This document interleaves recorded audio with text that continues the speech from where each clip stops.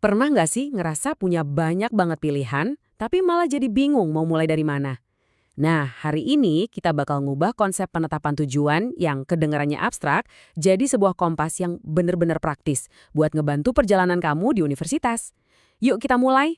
Visi besar, tujuan yang jelas, sama tindakan nyata. Tiga hal ini tuh bukan sekedar kata-kata motivasi loh, tapi beneran jadi fondasi dari setiap kesuksesan. Anggap aja ini peta jalan yang bakal kita bedah bareng-bareng. Coba deh bayangin ini. Lautan di sekitar kamu tenang banget, tapi kamu nggak tahu lagi ada di mana. Perahu ini punya mesin yang kenceng, bisa melaju cepat, tapi pertanyaannya, ke arah mana? Perasaan ini, rasa kayak agak nyasar gini, mungkin kedengarannya familiar ya. Nah, perasaan nyasar inilah yang sering banget jadi dilema mahasiswa. Kamu tuh kayak ada di tengah lautan pilihan yang luas banget. Mau ambil jurusan apa, ikut organisasi mana, nanti karirnya gimana. Banyak banget kemungkinannya, tapi nggak ada peta yang jelas. Tanpa tujuan yang jelas, ya inilah yang terjadi. Kita cuma bakal muter-muter aja. Mungkin kita ikut-ikutan temen milih jurusan, atau ngejar karir yang lagi ngetren. Tapi apa itu beneran panggilan hati kita? Seringnya sih yang tersisa cuma rasa capek dan bingung. Terus solusinya gimana dong? Jawabannya bukan istilah bisnis yang ribet, tapi sebuah alat yang personal banget. Penetapan tujuan. Inilah kompas buat perahu kamu yang bakal mastiin setiap kayuhan dayung itu ngebawa kamu ke arah yang benar. Dan ini bukan cuma ide bagus doang loh, ada ilmunya di baliknya.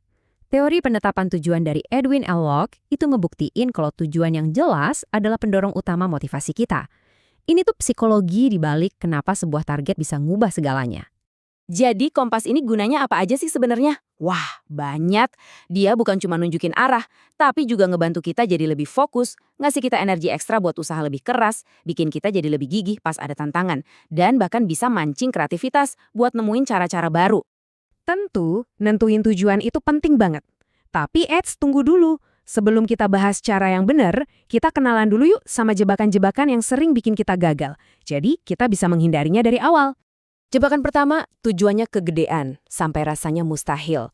Mimpi besar itu wajib, tapi kalau tujuannya malah bikin kita ngerasa, wah mana mungkin bisa, motivasi kita justru bisa langsung anjlok. Kuncinya itu seimbang, menantang, tapi tetap masuk akal buat dicapai. Jebakan kedua, nyoba ngerjain terlalu banyak hal sekaligus. Ini mirip kayak prinsip ekonomi, law of diminishing return.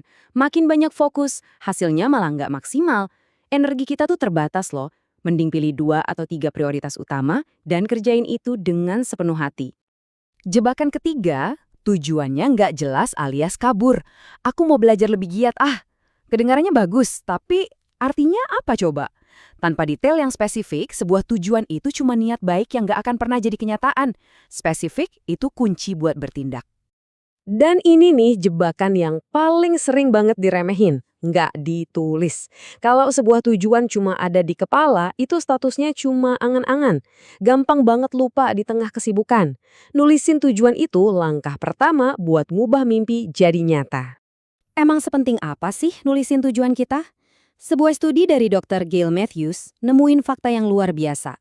Kamu punya kemungkinan 42% lebih besar buat mencapai tujuanmu hanya dengan menuliskannya.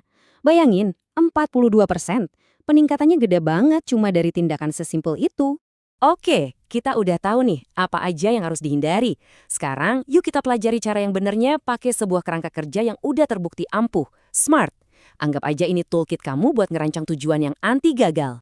Jadi, SMART itu singkatan dari specific atau specific, measurable atau terukur, attainable atau dapat dicapai, relevant atau relevan, dan timely atau tepat waktu.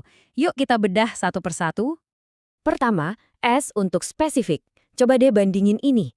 Aku bakal lebih rajin deh, sama aku bakal dapat nilai A di US pengantar arsitektur minggu depan. Kelihatan banget kan bedanya? Yang kedua itu jelas banget. Kamu tahu persis targetnya apa, di mana, dan kapan. Selanjutnya, M untuk measurable alias terukur.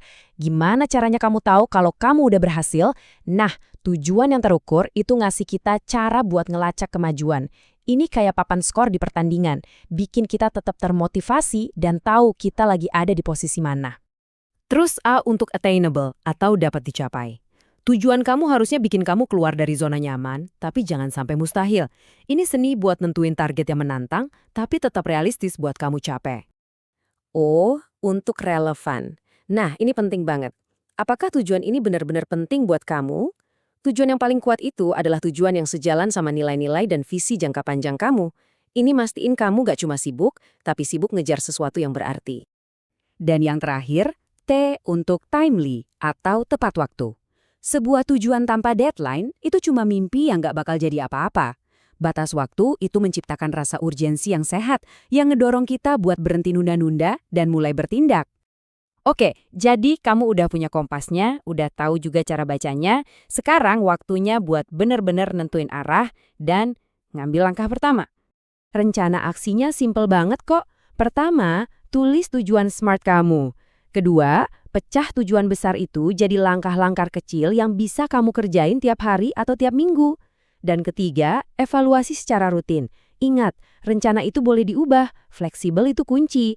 Yuk kita tutup pembahasan ini dengan sebuah pemikiran, sukses itu bukan cuma soal pinter, tapi soal punya arah. Jadi pertanyaan terpentingnya bukan sepinter apa kamu, tapi kemana tujuanmu. Pakai kompas ini dan mulai petakan perjalanan luar biasamu mulai dari hari ini.